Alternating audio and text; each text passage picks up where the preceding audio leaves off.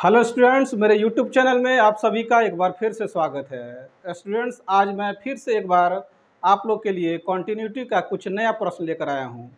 तो आइए देखते हैं ये कौन सा प्रश्न है। यहाँ देख सकते हैं एक्सरसाइज 5.1 का ये प्रश्न है, 14 नंबर। देखिए इसमें क्या लिखा हुआ है।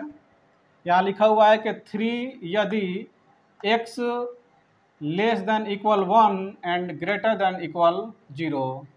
उसी तरह से 4 लिखा हुआ है, यदि x less then 3 but greater than 1। उसी तरह से 5 है, यदि x less than equal 10 and greater than and equal 3 लिखा हुआ है। तो इस प्रश्न को क्या करना है, इसके सांतत्य पर विचार करना है। तो आइए हम लोग इसमें विचार करते हैं। सबसे पहले देखते हैं, यहाँ पे देख सकते हैं कि 1 2 जगह लिखा हुआ है और 3 2 जगह लिखा हुआ है। आप तो जानते हैं कि सांतत्य पर विचार करने के लिए LHL और RHL दोनों का रहना जरूरी होता है।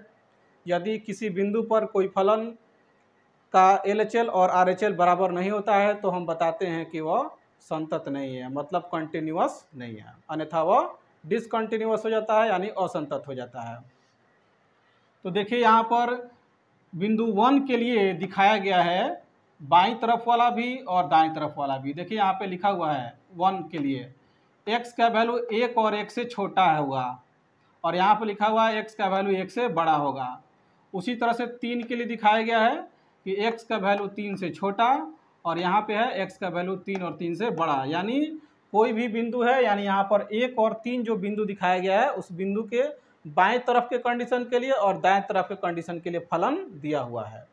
तो आइए सबसे पहले इन दो बिंदुओं पे ही हम लोग जांच करेंगे।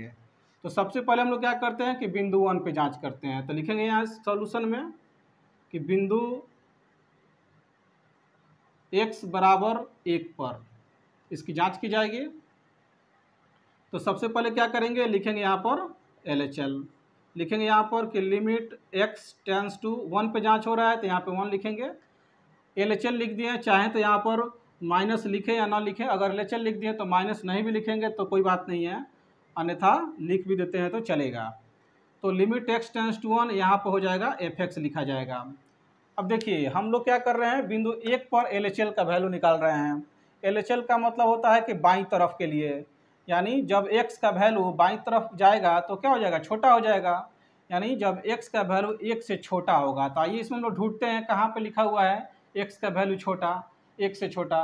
तो देखिए यहाँ पर x लेस देन इक्वल 1, यानी x का वैल्यू 1 से छोटा यहाँ पे लिखा हुआ है। यहाँ पे क्या लिखा हुआ है, x का वैल्यू 1 से बड़ा लिखा है।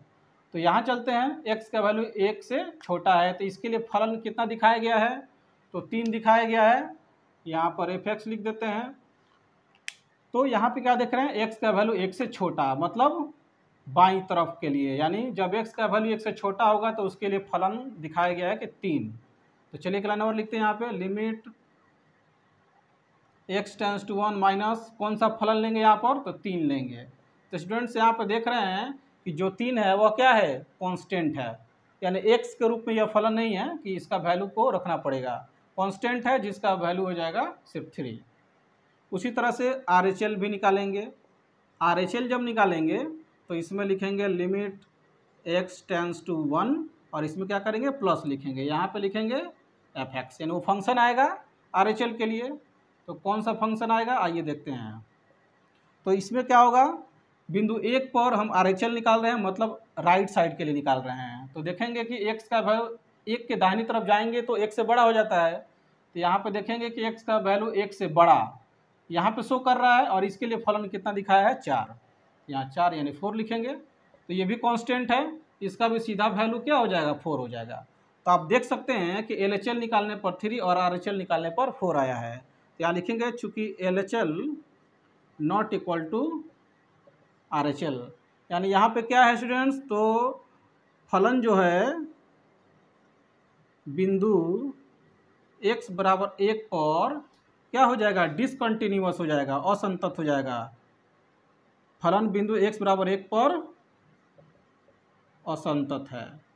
इसी तरह से क्या करेंगे, जो दूसरा बिंदु है जिसके लिए LHL और RHL दोनों के लिए फलन दिया हुआ है, यानी 3 है। यहाँ पे देख सकते हैं x का वैल्यू 3 और 3 से छोटा है, और यहाँ पे x का वैल्यू 3 से बड़ा है। तो एक और बिंदु पे जांच करेंगे हम, किस पे, 3 पे करते हैं। आइए यहाँ पे जांच करते हैं। क्या करेंगे, लिखेंगे नाउ बिंदु x बराबर 3 पर जांच की जाएगी। तो चलिए LHL यहाँ लिखते हैं। LHL में लिखेंगे limit x tends to 3 minus F X is equal to limit x tends to 3 minus. अब देखेंगे कि x का वैल्यू 3 से छोटा कहाँ लिखा हुआ है, यहाँ लिखा हुआ है x का वैल्यू 3 से छोटा, मतलब इसके लिए फलन क्या है, 4 है। तो यहाँ पर लिखेंगे 4, यानी ये कांस्टेंट है तो 4 लिखा जाएगा। और इसी तरह से हम क्या करेंगे, तो RHL निकालेंगे। लिखेंगे limit x tends to 3 plus लिखेंगे और यहाँ पे लिखेंगे fx। तो इस तरह से इसके लिए भी फलन देखा जाएगा कि क्या होगा, x टेंस टू 3 प्लस। अब जब बिंदु x बराबर 3 पर जांच कर रहे हैं और RHL निकाल रहे हैं तो 3 के दाहिनी तरफ यानी 3 से बड़ा होगा। तो देख रहे हैं कि यहाँ पे x का वैल्यू 3 से बड़ा दिखाया गया और इसके लिए फलन क्या है, 5 है। तो यहाँ लिखेंगे 5। तो देख सकते हैं 5 भी कांस्टेंट है तो इसका रिजल्ट भी हो जाएगा 5। तो देखिए यहाँ पर भी LHL और RHL दोनों बराबर नहीं आ रहा है, यानी इसका मतलब ये हुआ कि LHL not equal to RHL है। इसका मतलब ये हुआ कि बिंदु x बराबर 3 पर फलन असंतत है। ठीक है, तो आप क्या देखें, अभी आप ये देखें कि x बराबर जो 1 दिया गया है, 1 पर अलग अलग फलन का माना जा रहा है और 3 पे भी अलग अलग फलन का माना जा रहा है, यानी LHL और RHL दोनों बराबर नहीं आ रहा है। मतलब 1 पे भी असंतत हो गया और 3 पे भी असंतत हो गया। अब आप देखिए जो बाकी के जो 2 बिंदु दिखाया गया है 0 और 10, तो 0 के लिए तो एक ही साइड का फलन दिखाया गया है। तो 0 के लिए जब एक ही साइड पर जाएंगे तो इसमें क्या होगा कि LHL और RHL दोनों एक ही वैल्यू आएगा 3। 10 के लिए भी देखेंगे तो इसमें भी LHL और RHL दोनों के लिए 5 ही आएगा। मतलब क्या है, तो उसमें क्या होगा कि संतत आएगा। लेकिन 1 और 3 ऐसा बिंदु है जिस पर यह फलन असंतत है। इसका मतलब ये हुआ कुल रिजल्ट कि जो फलन दिया गया है ये वाला फलन 1 और 3 को छोड़कर बाकी सभी बिंदुओं पे संतत होगा। यानी 1 और 3 पे ये फलन असंतत होगा और 1 और 3 को छोड़कर अन्य सभी बिंदुओं पर यह क्या होगा, असंतत होगा, या सॉरी संतत होगा। तो यहाँ पर निष्कर्ष में लिखेंगे अतः दिया गया, आप अलग अलग तरीके से भी लिख सकते हैं इसको, अतः दिया गया फलन बिंदु x बराबर 1 तथा 3 को छोड़कर